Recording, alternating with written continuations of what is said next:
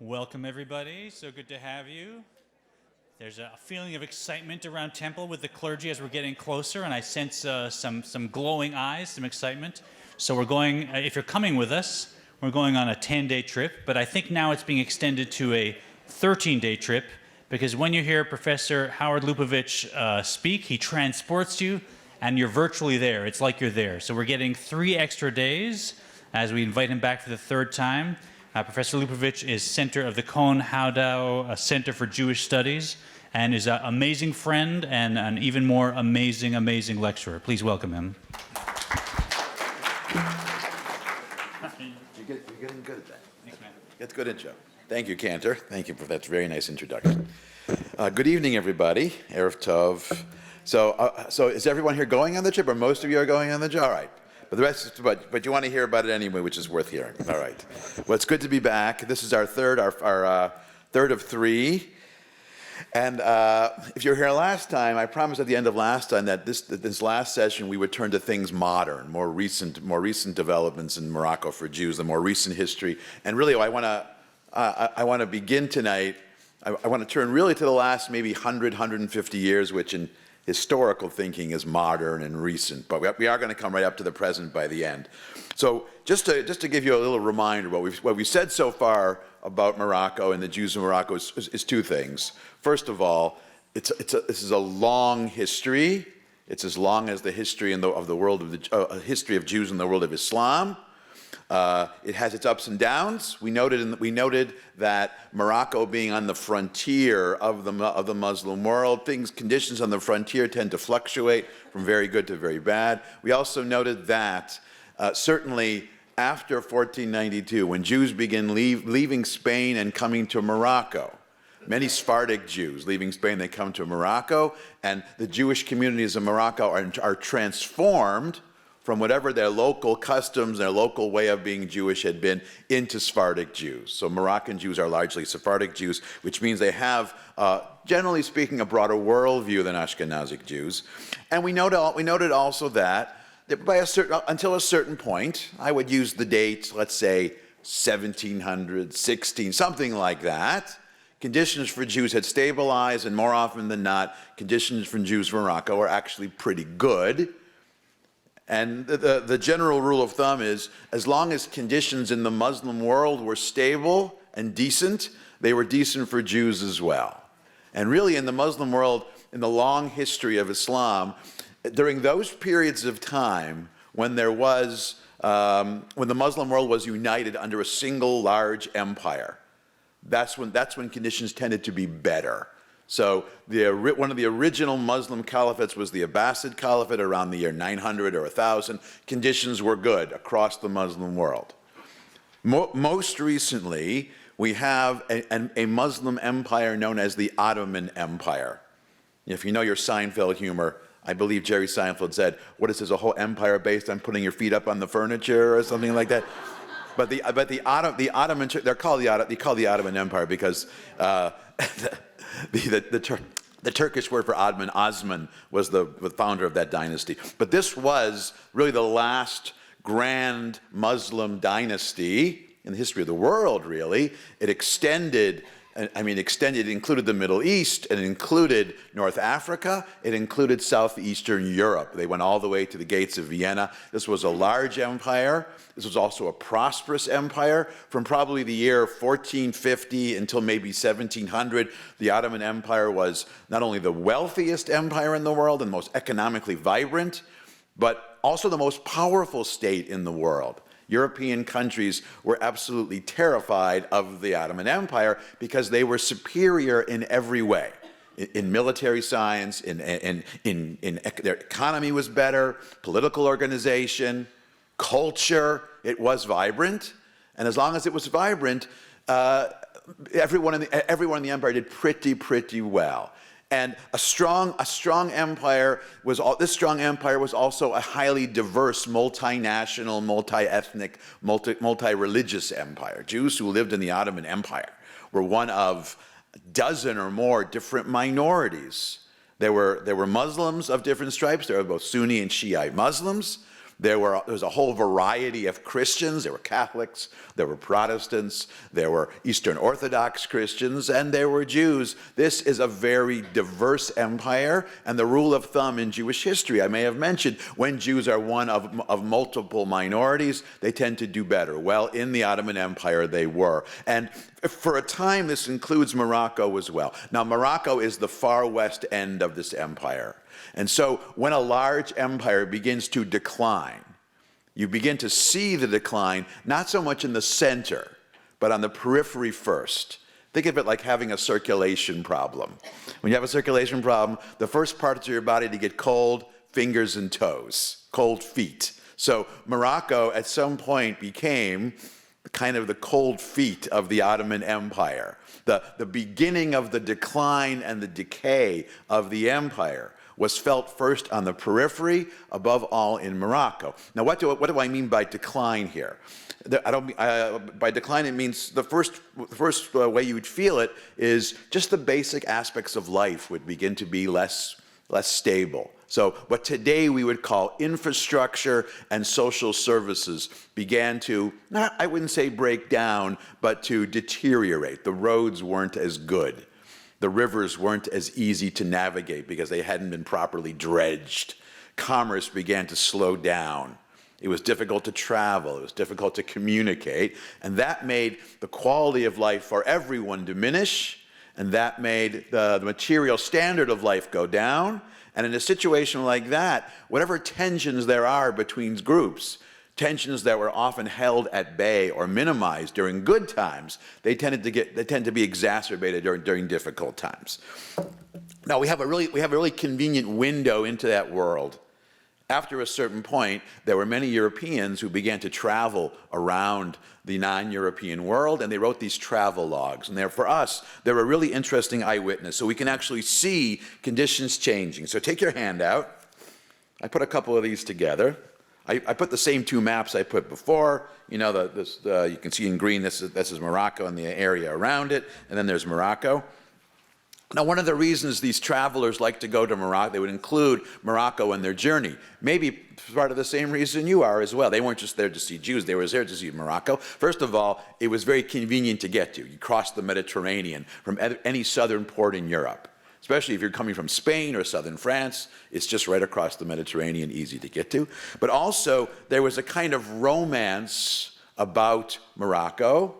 Especially, it became known as the Barbary Coast. And there were stories about, Barbary pirates and Barbary, it was a place that had a real mystique and a real kind of adventure.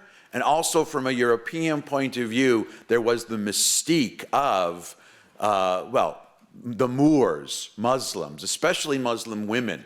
If you've ever seen the movie Aladdin, Princess Jasmine, in the mind of many European writers or the European imagination, all women in the Muslim world, they were Princess Jasmine. And so you got to go have a look. But travelers would go there to see this exotic world, and Morocco was one of the places they would go. And they describe all kinds of things, but they also give us a firsthand account of what these places looked like in general and for Jews. So look at text number 1.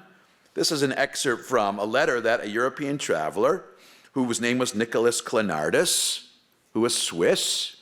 This is what he wrote to a friend. Now this is 1451. So we're going to sort of recall the heyday that we mentioned last time.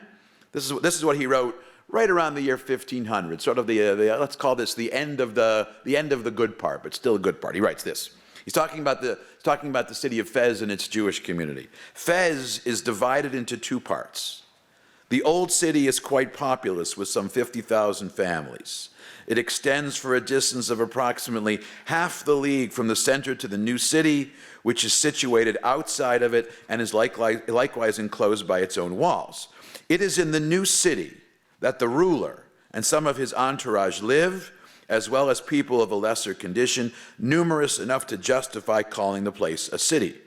Adjacent to this is the Jewish quarter, which is likewise surrounded by its own walls. Now, lest you be deceived by the phrase surrounded by its own walls, this is not a ghetto. This is a Jewish quarter. Jews were given the privilege of living in their own part of the city, and the wall was there was up there for their own protection, for their own security. They could come and go as they pleased. They were not confined inside there. Approximately 4,000 Jews lived there. Now, sometimes these they weren't exactly precise on the number. A Jewish community of 4,000 in 1500 would have made it one of the biggest ones in the world. It was 4,000 means it's a big Jewish community. It's probably closer to maybe 1,000, maybe 800. But though 4,000 certainly sounds nice. And remember, this is the traveler, this Christian traveler writing. I reside among them, because neither in the old city nor the new would I dare to maintain my household.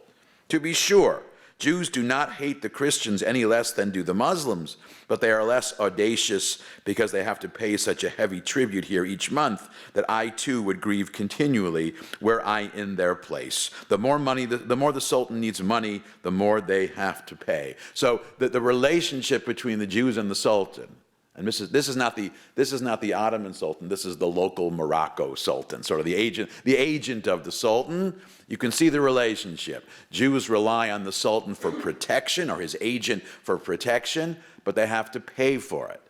But as the empire, as the state needs more money, one of the sources for more money is if you have someone paying you for protection, you just keep increasing it and increasing it and increasing it. Okay. It is for this reason that they, meaning Jews, broken by adversity, have become ingenious at providing the money due to the Sultan. Thus, neither Christian nor Moor can do anything against Jewish intrigues. Jews live under this imperial protection. So I would describe this situation as far from ideal, but it's still stable. You don't have the walls are not coming down. They're not facing adversity and real immediate threats at all time. It's a more difficult life than they might have remembered in the past, but it's still a decent life and it's still a stable life. Now, one of the things this is going to help explain is that why we don't see any kind of exodus of Jews from Morocco. And indeed, as we'll see this evening, the Jewish community remains in Morocco into the 20th century. In fact, when the state of Israel is founded, there are still over 200,000 Jews living in Morocco, and many would stay for 10 or 15 more years. At the beginning of the 20th century, the number of Jews in Morocco was going to be 300,000, which made it the largest Jewish community in the Muslim world.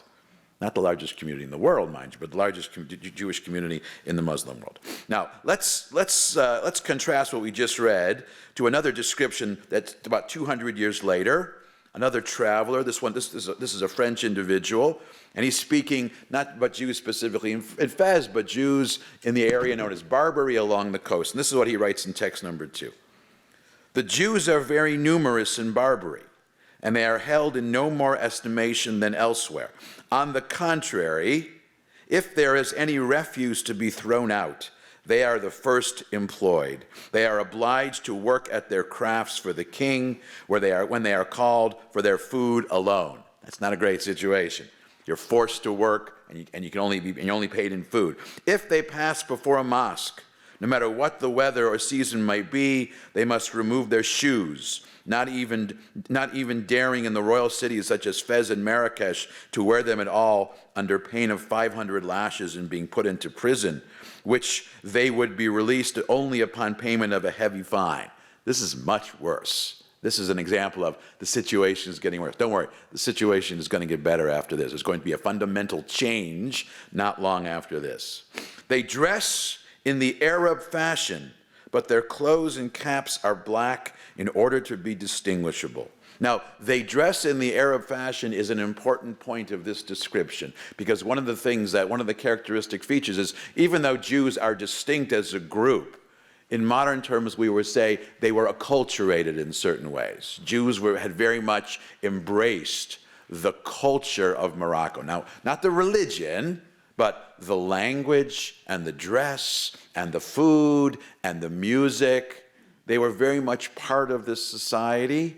And in this sense, they were seen by their neighbors who were not Jewish as being part of this society. In other words, the conception, the way Morocco was imagined, still in the year 1700, Jews are part of that image of Morocco. I would say that it would be impossible to write a history of Morocco without mentioning Jews at all.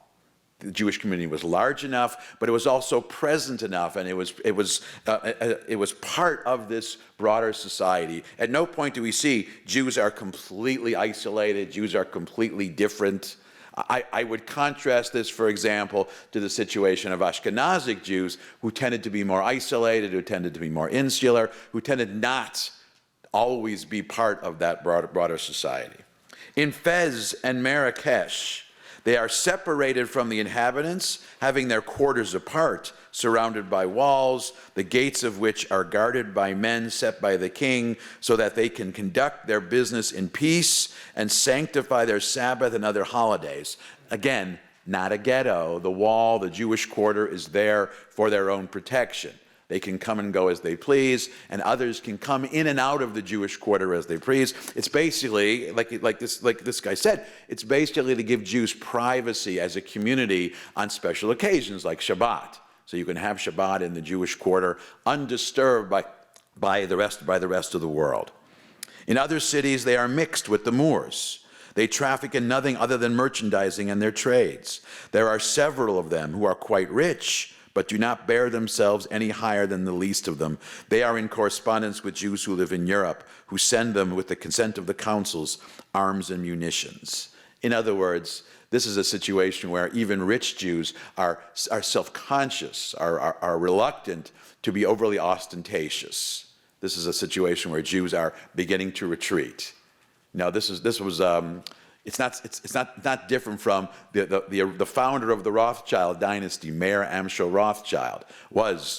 He was the original Rothschild. He was a wealthy man, but for much of his life he lived in the Frankfurt ghetto, which was an actual ghetto, and he was cautious about being too ostentatious. His sons was a different story because they became citizens. Okay, that was 1700, all right? One more description, and then we can talk about how the situation began to change. This one is in 1800, from a Frenchman whose name was William Lempriere, who took a whole tour, and he also describes it. So this is what he writes. The Jews in most parts of this empire, I'm not going to read the whole thing, I'm just going to read a couple selections. The Jews in most parts of this empire live entirely separate from the Moors, and though in other respects oppressed, are allowed the free exercise of their religion. In most of the seaport towns, the Jews have a tolerable smattering of Spanish, but in Marrakesh and all the inland towns, they can only speak Arabic and a little Hebrew. Arabic is their main language. They are speaking the vernacular of the land. They nearly follow the customs of the Moors, except in their religious ceremonies. They're very much like their neighbors. Now, this is going to be important because there really is, by this point, there's a sense between Jews and Muslims that even though they have different legal status and even though they belong to different religions, they're part of the same world. I mean, they have the same neighbors. Jews and Muslims are living nearby each other for a very long time. I mean, they're not next door neighbors because most Jews are living in the Jewish quarter, although not always, but there's a sense that Jews are part of this world. Their dress, indeed, altogether differs very little from that of the Moors, except being obliged to appear externally in black. They have to wear some kind of distinguishing feature. The Jews are not permitted to wear a sword or ride a horse, though they are indulged in the use of mules. This arises from an opinion prevalent among the Moors that a horse is a true noble and animal to be employed in the service of such. The horse is too noble an animal to be employed in the service of such infidel as Jews. The dress of Jewish women consists of a fine linen shirt with large loose sleeves, which hang almost to the ground. Over the shirt is worn a kaftan, a loose dress made of warm cloth or velvet of any color reaching as low as the hips and covering the whole of the body, except the neck and chest, which are left open, and the edges of the kaftan, as worn by the Jews of Morocco, are embroidered with gold. The unmarried women wear their hair plaited in different folds and hanging down behind. Now when I read this, I'm not that familiar with women's clothing. To me, that sounded comfortable. I don't know if that would be comfortable to wear, even if it was hot. No, it would be uncomfortable if it was hot? All right. Thanks for clarifying that. All right. The unmarried, They have a very graceful and becoming method of putting a wreath of white silk around head and tying it behind a bow. This dress sets off their features to great advantage and distinguishes them from the married women who cover their heads with a red silk handkerchief, which they tie behind and over put a sash, leaving the ends to hang loose on their backs. Their marriages are celebrated with much festivity for some time previous to the ceremony, and the intended bride with all her female relations go through the form of having their faces painted red and white, their hands and feet stained yellow with an herb named henna, which is a custom that Moroccan Jews still do to this day. Now, I would pause here and say that oftentimes you can measure the status of a group by how festive their festive occasions are. A group that is suffering, a group that is really having difficulty, their celebrations are going to be plainer. But the fact that at this point the weddings are still going to be something really special and they're going to be something elaborate and lavish, it says something very important. So we see is a situation that it's not as good as it was. It's getting more difficult. The restrictions are getting more difficult. Certainly, and certainly, these are Jews who would look back with a certain amount of nostalgia to the past, where maybe things were a little bit better. But it's certainly a situation where Jews in Morocco could cope with. Now, here's where our story begins to change. And for this evening, here's where our modern story really begins. At the end of the 1700s, really around the turn of the 18th century, the situation in Morocco, indeed in the Ottoman Empire, begins to change, and it begins to change quite dramatically. By the year 1800, it was becoming clear that the Ottoman Empire was not only in decline, but that it was eventually going to collapse. During the 19th century, in European politics and in Near Eastern politics, the Ottoman Empire was nicknamed the sick old man of Europe. Whereas once upon a time it had been the mightiest state in the world, by this point it was deteriorating. It was becoming militarily weaker. You know, you can measure military weakness by who you're winning and losing wars against. And in 1774, the army that was still regarded as one of the most backward and weakest in the world was the Tsar's army. And in 1774, the Tsar, who couldn't defeat anyone in war, this is a generation or two before Napoleon, he soundly defeated the Ottoman Turks. Now that was 1774, and in 1774, the Russians, they forced the Ottoman Sultan to sign a treaty. Among other things, it gave Russia some additional territory, much of what is now, or what is Central Asia, that was part of the Soviet Union, that was part of the Russian Empire. Places like Georgia and Azerbaijan, which had been part of the Ottoman Empire, were transferred to Russia. But also, this was the moment when one of the other things the Sultan was forced to concede is allow the Russian state and the Russian Orthodox Church to have jurisdiction over Russian Orthodox Christians living in the Ottoman Empire. They had to cede to a foreign government and to a foreign culture, essentially, the right to intervene into the internal affairs of the empire. That's a sign of weakness. It meant that after 1774, if you were a Russian Orthodox Christian living anywhere in the Ottoman Empire, and let's say you had trouble with the law, or you had trouble with the government, or some sort of bureaucratic problem, and you didn't want to go to an Ottoman court, you were allowed to go to what was known as a consular court. You could go to the Russian consul and deal with your problem there. You were outside the jurisdiction of the Ottoman Empire. The Russians did it first. Within a generation, every significant country in Europe had followed suit. There were English consuls and French consuls and German consuls and Italian consuls. And the Ottoman Empire during the 1800s was just full of foreign intervention, foreign consuls. So foreign nationals living in the Ottoman Empire, meaning if you were French Catholic, if you were English and Anglican, if you were Italian, more and more people, you found the possibility of being under the jurisdiction of a European country as opposed to under the Ottoman Sultan. Now, it started as something political or Jewish or juridical or something like that, but eventually it turned into something cultural as well. Because remember, the 1800s, the 19th century, this is also the point where Europeans begin to say to themselves, we, Europeans, we have the most civilized culture, This is the age of European imperialism, European colonialism, and we have the most civilized, the most developed culture. We Europeans have a responsibility to civilize people in the non-European world. Now, by our 21st century ears, that sounds really condescending. We've moved beyond that point. We don't really think that way, but 19th century Europeans, not only did they believe that, they were convinced, not just that they were right, but they owed it to these poor people, these poor backward people, to give them the opportunity to become European in some fashion or another, meaning become English or French or whatever it was. And in addition to these councils, they began to bring teachers and missionaries to bring European culture to the region. Now, originally, it created an alternative culture or alternative cultures in the Ottoman Empire. You had this long-standing cultures in places like Morocco and elsewhere, but now you had these Europeans coming in. Eventually, this was going to affect Jews as well. Now, for Jews in Morocco, the impact of these changes was felt in two stages. First in 1840, and then in 1860. So let me tell you what happened in each of these years. In 1840, in the city of Damascus, Syria wasn't an independent country in those days. Syria was one part of the Ottoman Empire. In fact, Syria and Egypt and Palestine were all basically one province of the Ottoman Empire.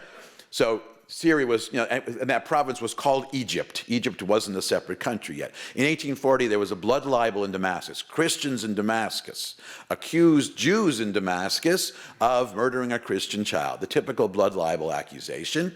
And normally in these situations, Jews facing a blood libel were sort of on their own. But by this point in Damascus, there were affluent Jews in Damascus who had connections to European Jews. And remember, at this point, European Jews are citizens. They have more influence. They have real connections. They can really help. And so the Jews of Damascus appealed to several prominent Jewish leaders in England and in France. In England, they appealed to the head of a group known as the Board of Deputies. That was sort of the main organization of Anglo Jewry, whose name was Moses Montefiore. It's a name you might have heard of. If you've ever gone to Jerusalem, the first new settlement outside the old city, the windmill, Yamin Moshe, built by Moses Montefiore in the 1860s. He was an important leader of Anglo Jewry. He also was a real philanthropist. He also was, like other Europeans, he believed in this European mission, but he was also one of the first European Jews to believe that just as Europeans have an obligation to bring European culture to non-European people, he said that European Jews had the obligation to do the same thing, but shoving the word Jewish in front. So European Jews had an obligation to bring European Jewish culture to non-European Jews. And the Damascus blood libel was sort of that was the beginning of opening the door to this possibility. Montefiore, he went to the British government and said, "This is happening in Damascus. Can you believe it?" So it wasn't the first blood libel, but from a European point of view, the blood libel was from somewhere in the Middle Ages. And the fact that there were still blood libels happening somewhere, from a European perspective, this was a measure of backwardness. And so the English government decided they wanted to intervene on behalf of the Jews of Damascus. A similar thing happened in France. There was a prominent French Jew whose name was Adolphe Crémieux, who was actually part of the French government. He was the minister of, I want to say either interior or culture, but just you can fact check that. Yeah, he was a prominent, high-profile French Jew, and he convinced the French government to intervene on behalf of the Jews of Damascus, which is exactly what happened. Now, that was step number one, political external intervention on behalf of the Jews. Maybe even more significant was 20 years later. In the year 1860, Crémieux and a few other prominent French Jews, they founded a new organization called the Alliance Israélite Universelle. This was a philanthropic/cultural organization, which had two missions, or had a dual mission. First of all, philanthropically, it was they wanted to collect donations and send financial aid to Jews living primarily in the Muslim world, living in the Ottoman Empire, in the non-European world, especially as a way to help the growing number of impoverished Jews in the non-European world. And the country that had the greatest problem with poverty in general, and Jewish poverty in particular, was Morocco. Remember, we said Morocco was on the periphery of the empire. That's where things had declined first, and that's where, by the middle of the 1800s, things had declined the most. So beyond its philanthropic mission, though, its cultural mission is, we are going to bring European Jewish culture to these Jews living in the Ottoman Empire. And this meant, above all, it meant two things. It meant setting up new schools, and it also meant creating vocational opportunities so that most Jews would be stuck engaging in some sort of petty commerce or petty money lending, which really meant pawnbroking, living at subsistence level. But in comes European Jews, and in comes the Alliance to change all of that. So we have both things happening at the same time. And English Jews like Montefiore, even though they didn't set up a formal organization like the Alliance, they also tried to help. So we have a specific moment for the Jews of Morocco where the assistance of European Jews really began to blossom. Look at text number 4. This is a description of something which happened during the 1860s. Not long, just after the Alliance was founded. This was a point where the Jews of Morocco, the king of Morocco, who was really trying to assert his independence from the Ottoman Sultan, this is a point where he is raising the taxes of Jews of Morocco, and he is placing harsher restrictions. This is where conditions really begin to deteriorate, and this is where Jews who couldn't pay their taxes maybe sometimes were put in jail. Difficult conditions. They appealed to Anglo Jewry. Now, they didn't write Montefiore. They decided to go right to the top, and they wrote to the Rothschild family, and this is what happened. Okay, text number 4. This is an account by a Moroccan writer named Al-Nasiri. During that year, 1864, a Jew from London came before the Sultan in Marrakesh. Now, this isn't the Ottoman Sultan. This is the king of Morocco, to seek from him the emancipation of the Jews of Morocco, trying to make the king of Morocco transform Jews into full citizens, which they were not. People were suddenly taken unawares by the concession of foreign protections, most of which were taken by Jews. But the Jews were not satisfied with that and wished for emancipation similar to that of Egypt and countries like it. In other words, Jews already by this point, Jewish merchants, let's say, they had the best connections with European commerce because Moroccan Jews would trade with European Jews. If nothing else, Moroccan Jews could trade with Rothschild, and there was no better trading partner than the Rothschilds. They had good connections. But now the perception, remember, this is Al-Nasiri's perception of what's happening. This is a Muslim writer describing the transformation that's taking place.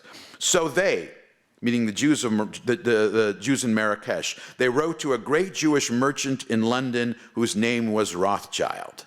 This Jew had a great influence with the English government because of its need for him. He would lend to it sums of money. This Jew appointed an in-law of his, Moses Montefiore, to head a delegation to the Sultan.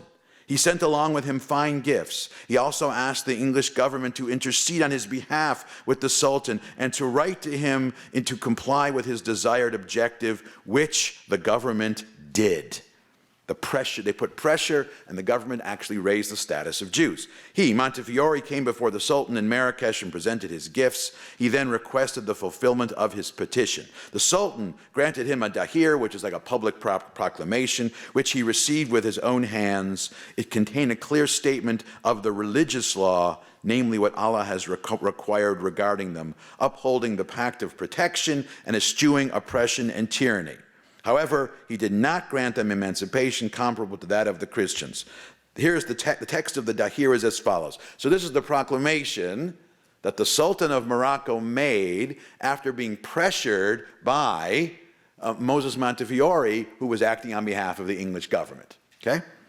In the name of Allah, quote, in the name of Allah, we, meaning the Sultan, we command all of our servants, governors, and functionaries to read this letter of ours, that they should treat the Jews in all of our provinces in accordance with that which Allah has required, by setting a scale of justice and equality between them and others in the administration of the law, so that none of them will be afflicted by even an atom's weight of injustice, nor be injured. Nothing reprehensible should be done against them, nor any oppression brought to bear upon them. Neither the officials nor anyone else should commit hostile acts against them, be it against their persons or their possessions. They should not be put to work. They should not put to work any Jewish artisans unless the latter are willing. Remember, they had to take out the garbage even when they didn't want to. And on condition that they be paid in full for what is due to them in their labor. They can't be paid in food. For injustice means darkness on the day of resurrection. As for us, we shall not approve of him who acts unjustly with respect to them or with respect to others. For all men are equal in our sight so far as justice is concerned. We shall punish by the power of Allah whoever oppresses any of them or commits hostile acts against them. Now, that is a major boon for the status of Jews in Morocco. Suddenly, they are placed on equal footing, more or less, with everybody else. And the Sultan isn't just making a political statement. The Sultan is also the religious leader of the country. He's saying this is a religious doctrine. To violate this, you're not only violating the will of the Sultan, you're being an impious Muslim. Now, this was a turning point for Jews in Morocco, but it also kind of set a pattern. The pattern was that the improvement of Jewish life in Morocco was not something that was being cultivated indigenously, but rather something that was imported. The improvement, the amelioration of the status of Jews really rested on the ability of Europeans, European government, European Jews, to intervene. Now, this worked for great advantage to the Jews, but it wasn't without its backlash. This is the point when, remember, Muslims and Jews had been living side by side for a long time, and they saw themselves as very similar in many ways. Jews were very much part of the culture, but this is the point where a growing number of Jews in Morocco begin to embrace European culture as opposed to local Moroccan culture, or Middle Eastern or North African culture. This is the point where a small but growing and increasingly conspicuous group of Jews begin to look foreign and like outsiders because they begin to look and talk European. In other words, they replace the Arabic with a European language like French or English or something like that.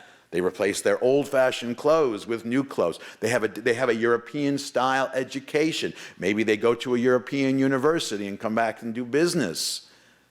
And this is the point where Jews are beginning to be seen by their Muslim neighbors in Morocco as Europeans, as foreigners. So we have the beginnings of alienation between Muslims and Jews in Morocco as Moroccan Jews begin to look and act more European. But it was more than that. For those Muslims who resented the intrusion of Europeans into Moroccan society, be it political, be it cultural, be it in any form, they began to see Jews not only as the beneficiaries of this European culture, but also the agents of European culture. Jews were seen as the tip of the sword or the tip of the spear that was bringing this foreign culture into Morocco. And so we have the beginnings here of a kind of resentment on the part of Muslims against what today we would call the interference of the West. When we hear about a resentment of Western colonialism or European colonialism, this is the beginning of it. Jews are seen not as the cause of it, or not as the beginning of it, but as the agents of European colonialism. Now, the first thing I would point out is all of this has happened, the beginning of alienation, the beginning of resentment. There's no Zionism yet. There is no talk at all about creating a Jewish state. None of that has happened yet. All that's happened so far is that there's been the arrival of European culture, depending who you ask. Some would say the arrival of European culture, some would say the intrusion of European culture, and there is a backlash against it, and a resentment against it, and some of that resentment is directed towards Jews who, at the same time, are seeming more and more foreign. They're beginning to look and act differently. All of that happens really beginning in the mid-19th century, a generation or two before Zionism. So Zionism didn't create the alienation between Jews and Muslims, but it is going to exacerbate it. So let's take that situation and let's dump Zionism on top of that. Okay? Now, Zionism, as I'm sure you know, is a movement created by European Jews, by secular European Jews, first in Eastern Europe and then in Central Europe. And as a movement, Zionism grows very slowly. Until the First World War, there isn't very much in the way of Zionism really anywhere. It's mainly Russian Jews.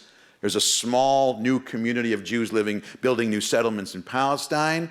Prior to 1913, there are fewer than just a couple thousand Zionists in America. It's very small. West of Russia, there are hardly any at all, except in immigrant Jewish neighborhoods in London and Paris and New York. But for the most part, it's very small. And importantly, for our purposes, in the Muslim world, there is virtually no Zionism at all.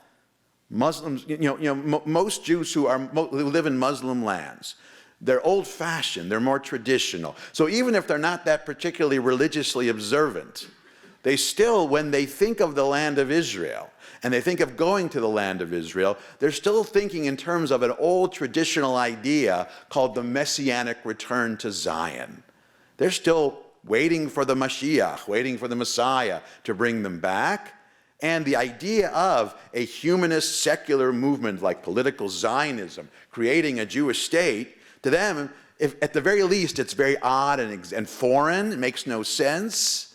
But to some Jews in Muslim lands, this is outright heresy because traditionally Jews are supposed to wait for the Messiah. So there's very little in the way of embracing Zionism. But the odd thing is, even though there are very few Jews in Muslim lands who join the Zionist movement, they've heard about these initiatives to go build new Jewish settlements. They've heard about there's this new excitement among European Jews about the land of Israel. They don't really understand it. But they think it's some version of the Messianic return to Zion, some kind of celebration of it, or maybe trying to hasten the arrival of the Messiah or whatever. So they do begin to form Zionist organizations. And in Morocco, the most significant one is called the Ahavat Zion Society, which means the Love of Zion Society. So they say, this is our Zionist organization in Morocco. But here, look at text number 5. The leaders of the Ahavat Zion Society, they wrote a letter to Theodor Herzl in 1903. Now they're reading about Zionism. There's this new Hebrew press, Hebrew newspapers coming out of Europe, which have these great names like Hamelitz, which means the intercessor, or HaYehudi, the Jew, Hamagid, the preacher, which are disseminating news reports all over the Jewish world. And of course, Moroccan Jews, they can, enough of them, they can read Hebrew, they can read the newspaper, they hear about this. So listen to what they write in this letter to Theodor Herzl in text number 5. Thanks to those precious newspapers, Hamelitz and HaYehudi, the Zionist idea throbs intensely within the hearts of some of us, and it has given us no rest until we founded an association which we have named Ahavat Zion, Love of Zion. We stand ready with warm hearts and soaring spirits to work for it and establish it to the best of our ability. This then is our goal from this time forth as we grope like blind men along a wall, for we still have no correct idea or clear knowledge with regard to everything that pertains to Zionism. We have only heard its name. Therefore, we are asking you, Theodor Herzl, what exactly is Zionism? What is the task that we must perform to achieve? They love the idea of it, and they certainly have heard about the excitement. And remember, these are Jews who are used to embracing new ideas coming from European Jews. Zionism is this new European Jewish thing that has something to do with the Messiah and the land of Israel. And these Moroccan Jews, we definitely want to be a part of it, but we really have absolutely no idea what it is. So tell us about it. Now, this is the point where Herzl explains, the exchange of letters is interesting. Herzl explains what it is, and you can sort of see they're still shaking their heads going, what? What do you mean, build a Jewish state? What about waiting for the Messiah? What about the fact that it belongs to someone? It was confusing. It was confusing. at this point, they were still content to wait. Now, where we do have the beginnings, a real Zionism, an interest in Zionism among Moroccan Jews, is really not until after the First World War. What happens between 1903 and the end of the First World War? Well, a couple of things happen. First of all, the Ottoman Empire collapses, and the Ottoman Empire is replaced by individual states, one of which is Morocco. So Morocco becomes an independent kingdom, and there's a kind of reckoning in Morocco beginning in 1918 as to what does this new state of Morocco mean? And there's an idea coming from Europe called national self-determination, which says that unlike these empires which were diverse and multi-ethnic and multinational, your basic modern nation state, there should be some synergy between the state, the territory, and the people living there. So there's this notion that this new kingdom of Morocco is for Moroccans only. But the question that came up, what does it mean to be Moroccan? Now I should emphasize, before this, the question of who is Moroccan made absolutely no sense. That is not a question anyone would have asked, because before, you belong if you are a subject of the Sultan, or either the Sultan of Morocco or the Ottoman Sultan. That's how you defined your political identity. That's how you define whether or not you belong. But now there is this new 20th century concept called nationalism, which is not only who you're a subject of, it's defined in language terms, it's defined in ethnicity, and maybe it's defined in religious terms as well. Now, fortunately for Moroccan Jews, the consensus identity of this new state of Morocco, it was defined largely in ethnic and language terms, and while there was a minority of Jews who were more Europeanized, the majority of Jews living in Morocco still fell under the category of Moroccan in terms of culture, in terms of language. They looked and acted and thought Moroccan. And in terms of heritage, they had been in Morocco for generations. And it wasn't only true in Morocco. We find something similar in Iraq. We find something similar in other new states where Jews were embraced as citizens, as real parts of these new nation states. But this new kingdom of Morocco, it had its difficulties, as new states often do. It had economic difficulties, and tensions began to rise. There's also a small faction, a small but growing group in Morocco for whom this resentment of European culture is linked to Zionism.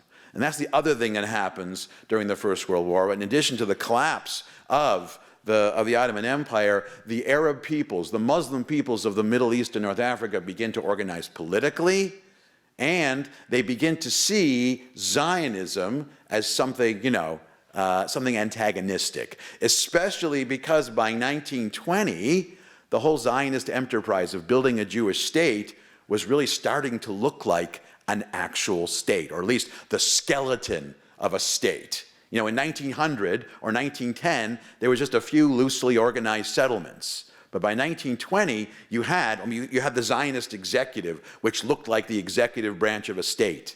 You had the Histadrut, the Jewish agency, which looked like the interior ministry of a state. You had the Jewish National Fund, which looked like, I don't know, maybe the housing ministry or the treasury. It was starting to look like an actual state. It was starting to look like Zionism was going to succeed, and there was going to be a Jewish state in the heart of the world of Islam. And that was a problem. See, as long as it was just Jews being part of these societies, that's something which the world of Islam had tolerated since the beginning of Islam. The Pact of Umar, the status of the dhimmi, had defined what we today would call space, political space, cultural space for Jews in the world of Islam. But the idea of a sovereign Jewish state, or more broadly, a sovereign non-Muslim state in the middle of the world of Islam, this was a problem. And this began to prompt protests. And in places like Morocco, in response to these protests and isolated riots, Moroccan Jews, some began to leave. They began to want to go either to Palestine or go to Europe, but leave Morocco. Now, for the Jewish community of Morocco, this was a concern.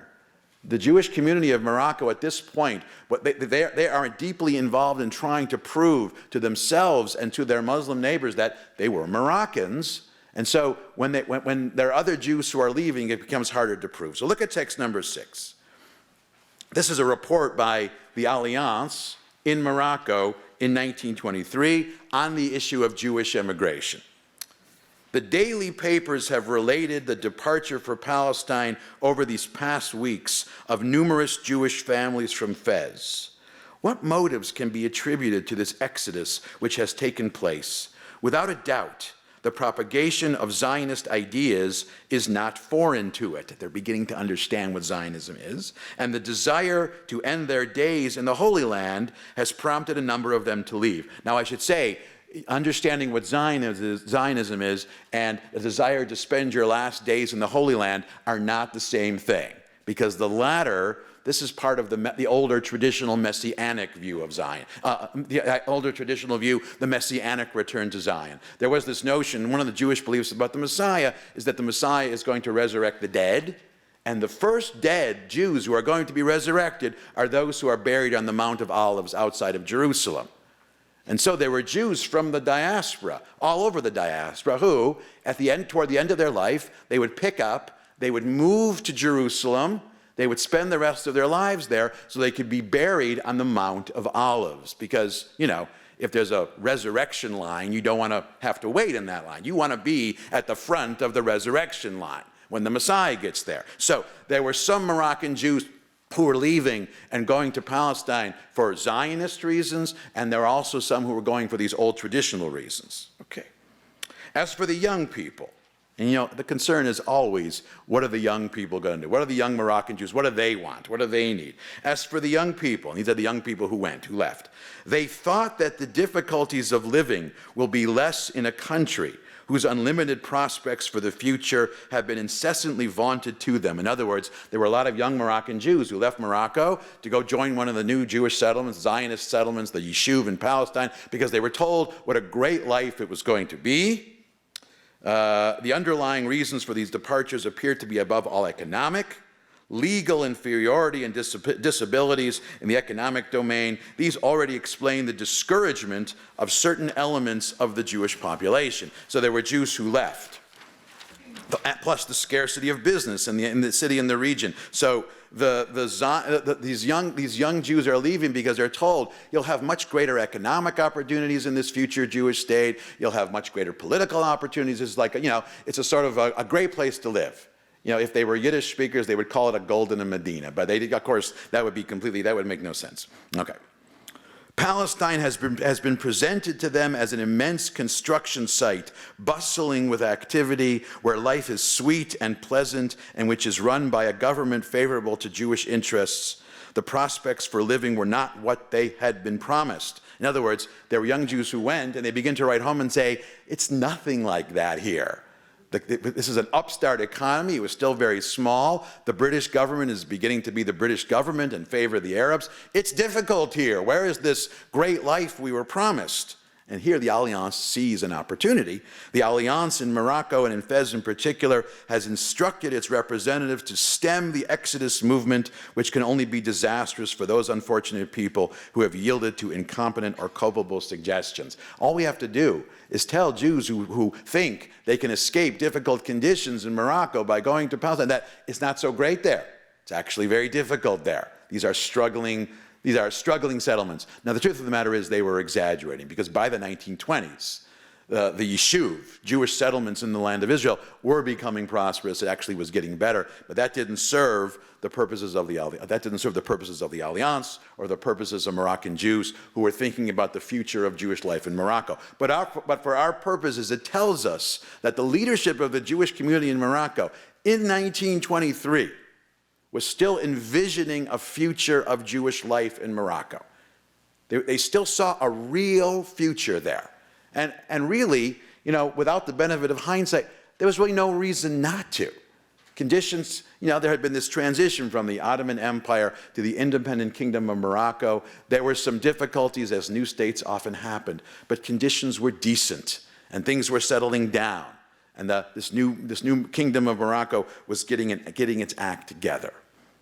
And so, during the 1920s and the 1930s, most Jews in Morocco simply stayed, and they continue their lives. And so in Morocco, by the end of the 1930s, we have two very different Jewish communities. There are those Moroccan Jews who are still very old-fashioned, let's call them still very Arabic in terms of culture and language, but there are also many Moroccan Jews who are Europeanized. And in this case, Europeanized means some were Europeanized in the direction of French culture, some were Europeanized in the direction of Spanish culture. They were embracing two different European cultures and vernacular. But the community was relatively stable. Now, the next difficult moment really came, they made it all the way through the 1930s. There were some minor challenges during the 1940s. I mean, Morocco was not a part of the Middle East or North Africa where Jews were directly affected by Nazism. I mean, the difference between Morocco and Algeria here was crucial for Jews, because Algeria, being a more directly connected French colony, when Algeria was occupied by Nazi Germany, Algerian Jews came under direct or close to direct Nazi rule. They were ruled by Vichy France, which was a Nazi puppet. That didn't really happen for Moroccan Jews. So you think of a movie like Casablanca, which, it's not history, but it's sort of a romanticized depiction. There were German soldiers, there were Nazis there, but there was no formal SS office in Morocco. For Jews living in Morocco, they could stay out of the way of all of that. Some of them got caught, a few here and there got caught and got arrested, but for the most part, unlike Algerian Jews, they were able to stay out of it. So after the war ended, there still is this Jewish community in Morocco, but then we come to 1948. The state of Israel is not only theorized, but it comes into being. And so this non-Muslim sovereign Jewish state is there, and there is a call across the Muslim world, across the Middle East and North Africa, for every Muslim state to join in the war against the new state of Israel, to join against the state of Israel in what has come to be known as the War of Independence. There was a coalition of Arab states. And the king of Morocco, he was a little bit ambivalent about this. He didn't necessarily he understood the theology of it. Yes, no, it's a big problem if there's a sovereign Jewish state. But look at his proclamation. Look at text number 7. This was his proclamation on May 23rd, 1948. That's shortly after the state of Israel declares its independence. Here is his response. Okay, and remember, the war of independence is broken out. Listen to what he writes. And remember, this is a proclamation to his kingdom, to his subjects, to all of his subjects. Several days ago, war erupted in the Holy Land of Palestine after the Arabs had despaired of convincing the Zionists to renounce the idea of taking possession of this land and expelling the inhabitants. The League of Arab States, therefore, found themselves obliged to enter the territory of Holy Palestine in order to defend its inhabitants and to thwart Zionism's unjustified aggression. Okay, that sounds, familiar. As for us, in declaring that we are in complete accord of heart and mind with the Arab sovereigns, we approve entirely of the terms of their declaration, making known that the Arabs harbor no evil design with regard to the Jews and do not consider them as enemies. In other words, he was very clear, this is not a war against Jews. This is a war against a political state called Israel. Now, yes, it's a Jewish state, but he's being very clear here. And remember, he's writing this 3 years after Hitler, after the defeat of Hitler. He's very clear. This is not going to turn into some massive attack on Jews. Okay? He's making that difference. Rather, the only goal, meaning the only goal of the war, is to defend the Qibla of Islam and to reestablish peace and justice in the Holy Land while preserving for the Jews the status that has always been accorded them since the Muslim conquest. Their goal is to return Jews back to the second-class status they have enjoyed in the Muslim world since the time of Muhammad the Prophet. That's the goal here. They want to undo what has happened in the last in the last maybe 50 years with regard to Zionism, 100 years with regard to European culture. This is why we enjoin our Muslim subjects not to let themselves be incited by the undertaking of the Jews against brother Arabs in Palestine. They must know that Moroccan Israelites, and here the choice of words is great, because Jew always had a little bit of a negative connotation. So if you want to refer to Jews nicely, you replace the word Jew with the word Hebrew or the word Israelite. They must know that Moroccan Israelites who have lived for centuries in this country, which has protected them, where they have found the best welcome, and where they have shown their complete devotion to the Moroccan throne, are different from the rootless Jews who have turned from the four corners of the earth toward Palestine, which they want to seize unjustly and arbitrarily. He's making a difference between Jews and Zionists. Jews have always lived in diaspora. They live comfortably. They're part of diaspora society. You know, Moroccan Israelites, they are Moroccans of the Israelite persuasion. They're very much part of Moroccan society. The problem is not Jews. The problem are those Jews who unjustly went to Palestine to create a state. What a remarkable thing to do. First of all, it's very diplomatic. He has to figure out a way to reach out to his own Jewish subjects to stop them from leaving, but he can't do it in a way that's going to alienate every one of his Arab neighbors. This is a great piece of diplomacy, if nothing else. We likewise enjoin our Israelite subjects not to lose sight of the fact that they are Moroccans living under our aegis, and that they have found in us, under various circumstances, the best defender of their interests and of their rights. Don't leave. You have a better life here than you will in Israel. You'll have a better life here than you will anywhere. And remember, in 1948, he's definitely saying, you definitely don't want to go to Europe. You know what that's like for Jews. You want to stay here. This is where your past was, and this, he says, is where your future is. They should, therefore, refrain from any act that is liable to support the Zionist aggression or show their solidarity with it, because in doing so, they would be violating their particular rights as well as their Moroccan nationality. He's talking to the Jews as Moroccan subjects, as no less Moroccan than anyone else in Morocco. And he's saying, stay, you are fully part of this society, and we want you to stay. This isn't only we need you to stay. This is we want you to stay because you belong here. This is 1948. This is not only after the existence of Zionism, but after the existence of actual armed combat between Jews and Muslims in Palestine. Jews are still seen as Moroccans by their king and by Moroccan society, but not by all Moroccans.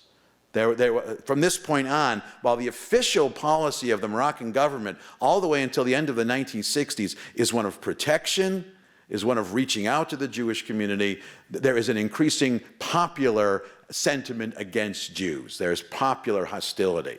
There are sporadic attacks on Jews. There are sporadic riots against Jews, which don't begin immediately in the aftermath of the War of Independence, but they start to happen incrementally during the 1950s. Now, they're not really well coordinated. They don't seem to be led by one guiding ideology, but they just begin to happen more frequently, such that toward the end of the 1950s, Jews in Morocco begin to think, whatever the king said, maybe this isn't the place for us to be. So at the beginning, in 1950, there were still 200,000 Jews living in Morocco. By the end of the 1960s, that number was down to 2,000. Most Jews leave. Most Jews left. Now, who didn't leave? Those Jews who didn't leave for one of two reasons. Either they were the richest of the rich Moroccan Jews who had no reason to leave. I mean, they were still living nicely there. They were still, if not directly part of the king's court, they were certainly part of his broader entourage. They tended to stay. At the other end of the spectrum, there were Jews who were either too poor or too old or too infirmed, who couldn't make the journey. And they had to tough it out. But for all intents and purposes, this long-standing Jewish community of Morocco really begins to wind down. But it isn't a single moment. It's simply a gradual change in the larger culture of Morocco, which gradually turns itself well, it becomes less and less hospitable to Jews, to the point where Jews just don't see a future there anymore. But I would say is this isn't something that happens instantly. It begins with the arrival of European culture. It's accelerated and exacerbated by Zionism in principle, and then further exacerbated by the existence of the State of Israel. I should also say, and I think it's worth closing that this Jewish community, the Jewish community of Morocco, lasts in Morocco longer than any other Jewish community in the Muslim world. There is a similar trajectory for other Jewish communities. For example, in Iraq, Jews live comfortably in Iraq. During the 19th century, Jews become more Europeanized, and there's some resentment of that. Zionism exacerbates the situation. In the 20s and 30s, the situation is still stable. At the beginning of the 1940s in Iraq, that's when it all unravels. Jews in Morocco last almost a full generation longer than anyone else. In some ways, it points to what we said at the outset, that Morocco being on the frontier, being sort of the edge, conditions can fluctuate. It can be exceptionally difficult. But in this case, they were exceptionally favorable longer. And that brings to an end this long story of Jews in Morocco. Thank you. Thank you very much. I guess we have time for a few questions. Does anyone have any questions? Anyone want to ask me? Yes. So we will be the only Jews in Morocco? No. There's a smattering there. There are, small, but you're not going to see big. I would say most Jews who are in Morocco at any given time now. What's that?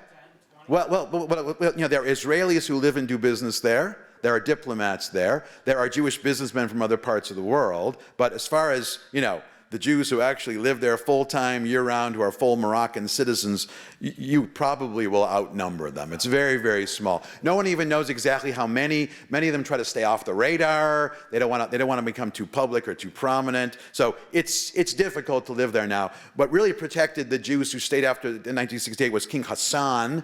But he himself was the protector of the Jews, but his ability to protect them diminished, and now it's just they're more fragile. Soon it will be like other Muslim countries where there are virtually none. But it's really gone.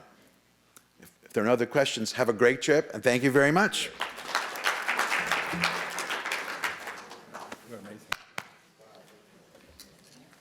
He is amazing, I got to tell you. And you should hear him on Poland. He's just as good.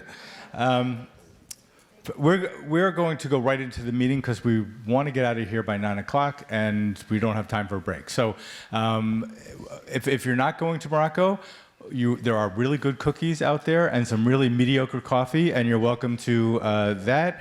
If you are staying, then you can get the cookies afterwards. A few things. We have some information we have to go over. This is our last meeting until we meet on Friday night after services, the Friday night before we leave for our blessing. So we are not done with the bus lists yet. There are 38 participants. The math is 38 participants on each bus. That's a good thing. We took it down from 45 or 48. 38 participants on each bus, which will be lovely. We haven't quite finished with the bus list yet. I can tell you this, however, I've done the math, and you had choices. There were 4 boxes. The first box was put the people you're traveling with. Second box was your best friends who are traveling. Third box was people you like and you wouldn't mind traveling with. And the fourth box was you once saw them at Hiller's Market and a blessed memory, and maybe that wouldn't be so bad. So I can tell you that it looks like everyone will get their first box and their second box. Third, not many people even use that box, so maybe not everyone would get that, but basically you'll be traveling with the people you want to travel with, okay? We didn't have a box, by the way, of people you hate. We decided not to put that box on there, so you're just gonna have to learn to live with that schmo, okay? But you, I have been asked today about money, how much to bring.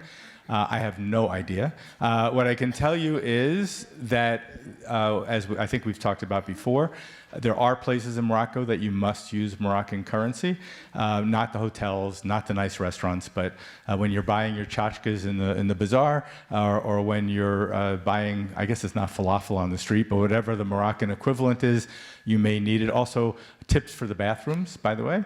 You'll need a change for that. That's actually a good thing that they take tips at bathrooms. bathrooms. We've learned through the Middle East that when they do, the bathrooms are much nicer. So, but you do need those little coins to give out.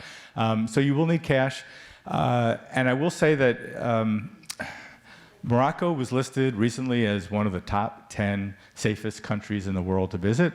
But there are pickpockets. So however you're going to deal with that, whether it's be front pockets with zippers, whether it be a money belt or some pouch that's theft-proof, just know that you'll need that. And finally, in terms of money, everyone who's been traveling with us before remembers that we always included the tips into the price. That didn't work out for us so well the last 2 missions that Harold and I led together because people loved our guides so much that they felt robbed of the pleasure of telling them how much they love them and giving them their tip on their own, and many wanted to tip above the minimum. So this time the tips are not included.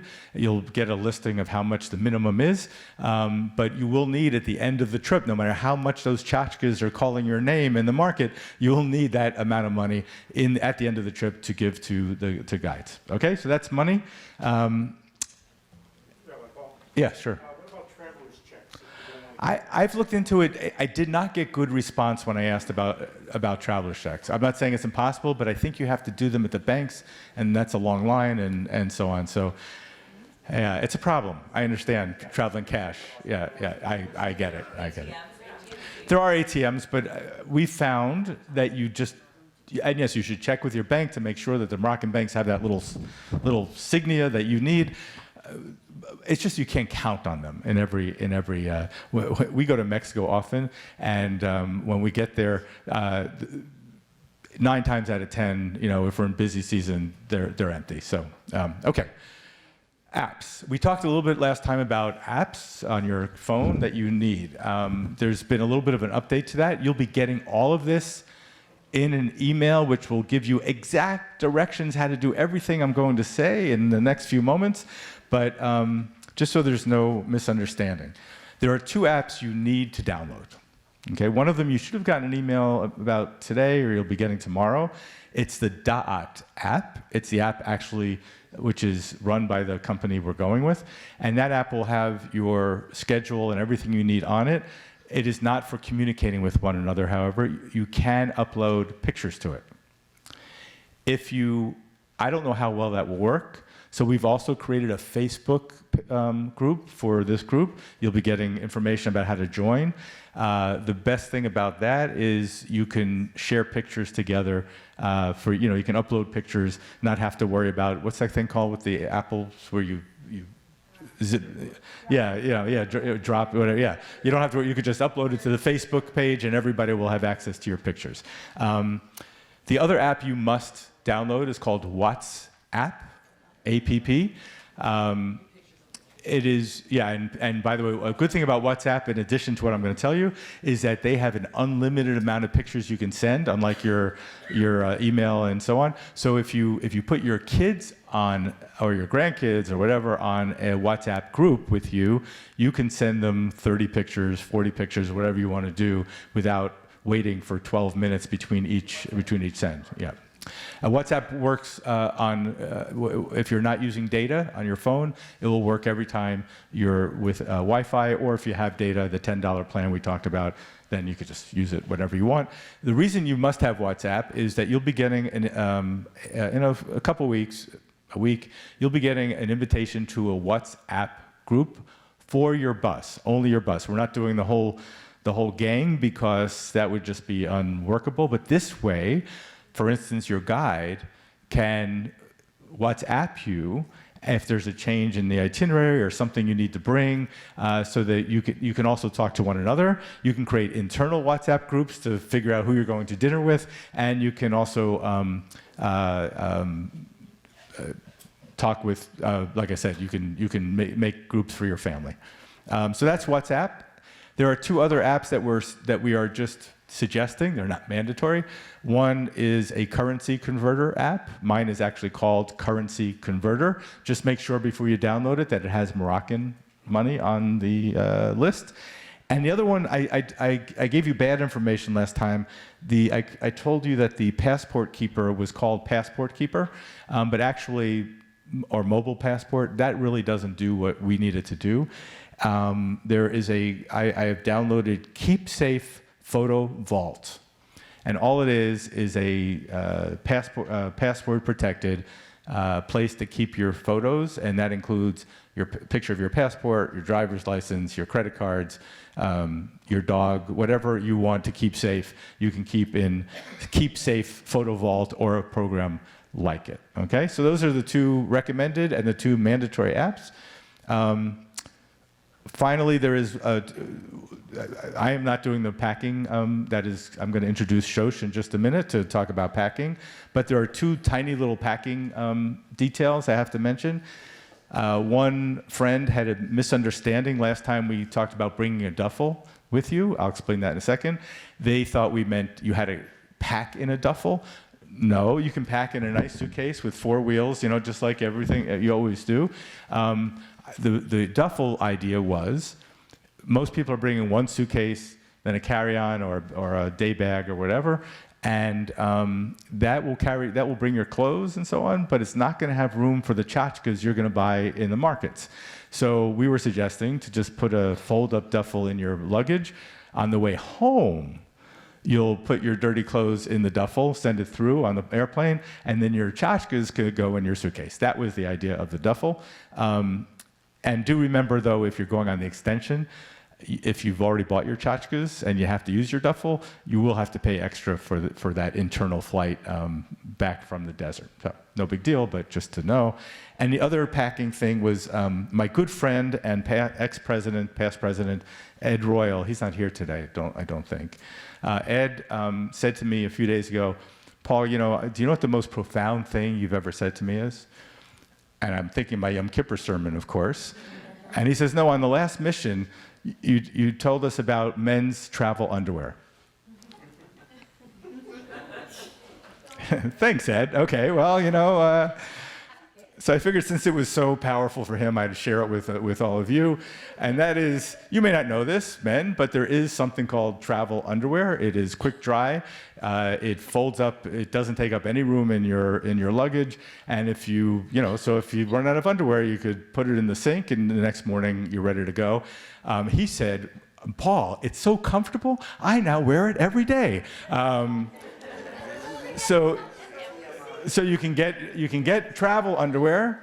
I have no idea if there's anything like this for women, and I don't want to hear about it if there is. But you can get this at REI, or if you're a little more fashionable, at Kohl's they sell another brand called Equipo or something, and that comes in like stripes and plaids. And so if you want to look sexy in your travel underwear, you can go to Kohl's. Okay, so that is all of my packing tips, and I am going to introduce our packing expert, Shosh Loss, who will bring us through the rest of the packing list. And I guess Tzvi as well. She's invited me to help her. Okay. This will take about 5 minutes, and I'll introduce the following fact. By the way, we were just in Florida with a wonderful service, and we're talking about, Cantor Smolash was mentioning we have this music we've developed on, and you can pick it up on Spotify. So I said, how many of you know what Spotify is? And 2 hands went up, and they were both 12-year-olds. The point is, all the app stuff you'll be able to figure out, and if you can't, don't come to me. That's the most important thing. Or the two of us, we're going to be kind of like wandering around nomadically, like having more fun than the rest of you who are going to try to figure out where you are. Packing. Okay. So you've got the packing checklist. I think so, hopefully you've got it in your file. No? On email, you'll get it, or you did get it. I'm not going to go through the whole thing because it's just overwhelming. But a couple of comments I want to make. The week before, I would recommend that you check the weather in Morocco so you have a better sense of what we're talking about temperature-wise. We looked at it earlier tonight, and in the daytime it was 70 degrees. At night it is 40 degrees. So just kind of stay on top of that when you get ready to pack. And the one thing they do recommend is that you layer. A lot of lightweight things and layer. And if they're lightweight, they're going to be easier to rinse out and dry, just like the underwear for the next day. Let's not go back there. I have a suggestion, something that I have started to do. I know listed here is hand sanitizer. I always take that on the airplane. I take the wipes. I wipe down the tray, the armrests, everything. And I wear a mask on every airplane. Not so much for the ventilation, but if there's people behind you or around you coughing or sneezing. I have had a This has tendency... been going on for years. It's not tied to anything currently, but it's... No. But I've not had a problem in like probably 2.5 years since I've been using these masks. So just throw one in just in case there's somebody sitting around you that is coughing or sneezing on the plane. That's all I'm suggesting. Especially if you have specific problems, breathing issues and whatever. Okay, one other thing. We were talking about immunizations, and today I went on CDC to see what they recommended. And one of the things that has been recommended is that we get a typhoid immunization, and it comes in 2 forms of injection that only lasts for 2 years, but the pills will last for 5 years. You take 1 pill every other day for a week, and that's it, on an empty stomach. But in looking at this today, I found that Kroger's seems to have the cheapest pills. And they're called Vivotif, V-I-V-O-T-I-F. And when you look that up on the CDC, you're going to find they have coupons, single care coupons for this drug. So I checked all of the other places. Kroger's came up the best, and I've got the coupons on my phone, so tomorrow I'll pick them up.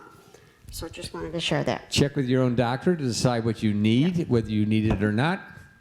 I checked with my nurse. And I recommend it. Yes. I used the Henry Ford Hospital Travel Clinic in Novi. They were wonderful. Henry Ford Travel Clinic in Novi. There's one at Beaumont. They're all over. And what did they tell you to? What did they tell you to do, Steve? I pretty much followed the list that was given out during the first meeting, the blue sheet. Good. The only thing they said wasn't necessary was the shingles. Everything else pretty much. How many? We get shingles for a different reason. Okay, quickly the packs. We found these a few years ago, and I just think that they're the best. How many of you know about these? Okay. Okay. So for Most those of you few travel all the that- time now. People travel in a different way. When we started with these, they are great. I get this color.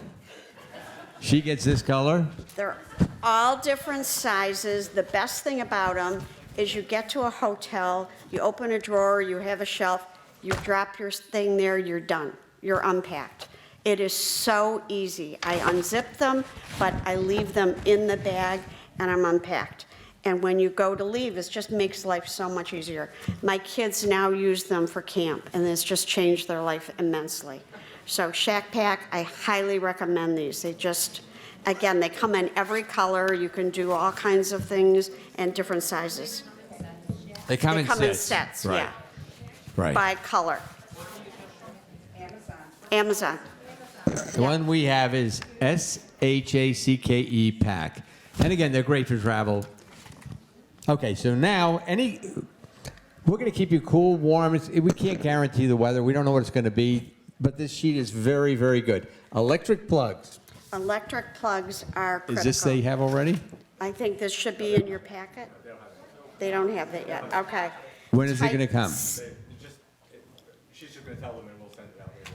Type C and Type E, excuse me, C and E are what you're going to need for the electrical plugs for the hotels. And we found it's very successful. If you have a lot of things to charge, take one thing you can plug in here that has 4 or 5 or 6 outlets on it. can You plug plug everything everything in in. one place. It works really And easily. sometimes you'll find in a hotel that there is only one outlet. So it's just easier Not if you've in the got a suite that we'll multiple. be in, but I'm sure some of you will not be accommodated in the same quality level that I will be going in. Right, right. Any questions? Any packing questions? We're not sure. Hair dryers, the only question people seem to be asking about. We're checking with the hotels. We're going to get back to you and let you know whether they all have them or not. Yes. This is more of a dress for women as far as for modesty. Is there a certain regulation or something we should be carrying? Yeah, you should have something that will be able to cover. Cover what? Burqa. We're going to a group of people walking with a burqa. That would be beautiful. No, we're just Yeah, something to cover your arms, something to cover your legs. a lightweight jacket or like a pashmina or something like that. If you've been to Israel, Fine. probably similar. If we find out anything differently, I don't think we will absolutely send that to you. Any other questions about packing? Comfortable shoes, that's the most important thing. There will be no sport coats necessary. It is very casual. No, All we're not going to casual. be wearing neckties or anything like that. Right. Comfortable clothes like this, or like everyone's wearing here tonight. So walking around on a daily basis, can you wear shorts? If it's warm enough, yeah. No, weather-wise, I'm just talking about. I think so. We're not sure about that answer. We'll find that out and send it out. Okay. No, Let me my write guess that is down. it's That's going a to good be like question. some places where you can and some places you can't. And more than likely, they'll need something to cover up when you go to places that would be inappropriate to be dressed with shorts on. We will check that. Right. Understand that they don't, like, you can't wear exercise pants walking around. That's what I understand that they do. That's like tight black exercise. Okay, everyone hearing that? Tight black exercise pants. Not acceptable.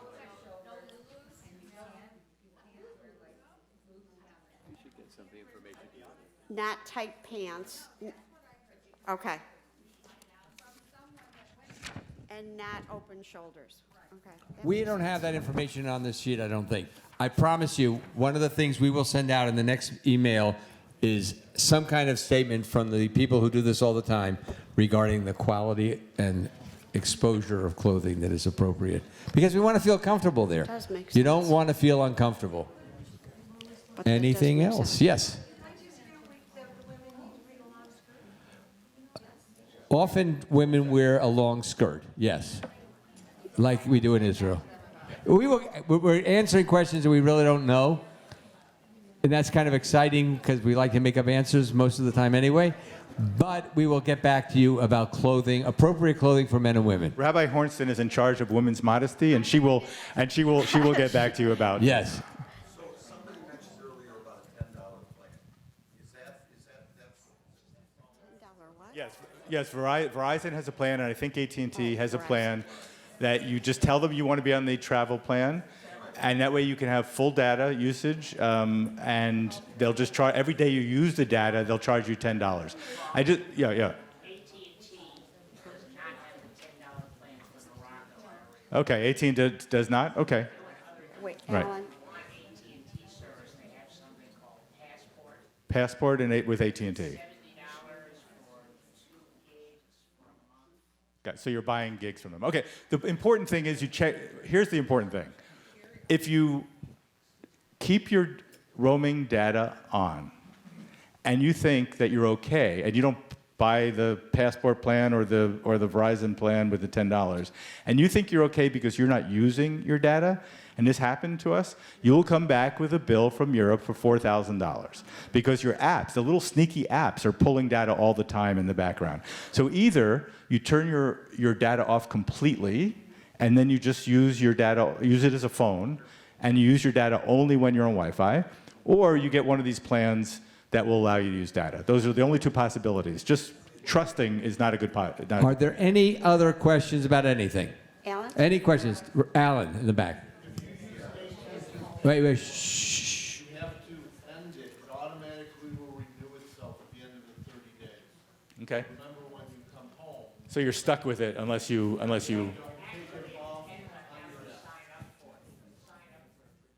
How many people have Verizon? Raise your hands. How many people have AT&T? There'll be Okay, a so- small meeting of AT&T people in the back after the meeting is over to consult. Yeah, Marla's I'm next. Rabbi Hornson. Okay, hi everybody. First of all, Sheldon and I are so excited to be joining this trip. We are last minute additions, and it is truly the most exciting thing. Take this for me. Okay, first of all, they do have women's travel underwear. Okay. Second of all, sometimes in the hotels they have USB ports that you can literally just plug your cord into, which makes all of that whole adapter thing not even an issue, but bring one anyway. Okay, so I'm supposed to talk about two things: passports and our visit with the ambassador. So first of all, your passports. There are some countries that require blank pages in your passport, and Morocco is one of them. You have to have at least one blank page in your passport. So please go home tonight, make sure you have one blank page. If you don't, you need to order a new passport immediately and rushed so that you can get it in time. No, not anymore. They got rid of that after 9/11. Okay, so second of all, if you are planning to go to another country on this trip, sometimes those countries also require extra pages. So for example, if you're going to Portugal, Portugal requires 2 pages. So 1 page for Morocco, 2 pages for Portugal. You have to have 3 blank pages in your passport if you're doing that. So please go on to the U.S. Passport Service and check. They have a list of countries with the number of blank pages that are necessary. Please make sure that you actually have the right number, because they won't let you get on the plane if you don't have the right number of pages, okay? So go home and do that tonight. Second of all, on March 15th, we have the honor of meeting with the U.S. Ambassador to Morocco, David Fisher, and he's willing to take any questions that we have. And so if you have questions for the ambassador, we ask you to submit them in advance, and we're just going to ask you to send those to Donna, which I think you have her email, but it's dbolda@temple-israel.org. So those are my 2 things that I'm supposed to talk about. I've already sent a question about clothing to our provider, so I will get that information as quickly as possible and pass that on to you. If you don't have a question for the ambassador, send us one anyway, because we don't want to look like idiots, okay? So, Questions? Anyone else? Yes. For electrical, are we talking about adapters or converters? Okay, so everyone needs adapters. Without adapters, you're of service, right? Okay. That's just, it's a C and the E adapter. All that is the little thing that goes into the plug, and then you plug your phone or whatever into it. The only people that need a transformer are those who have hair dryers or CPAP machines. Anything with a heating element or that takes a great deal of electricity would need a transformer as well. Most people will not, but like on our last trip, we had probably like 5 CPAP machines. I mean, it was like we had a whole CPAP like row. It was great.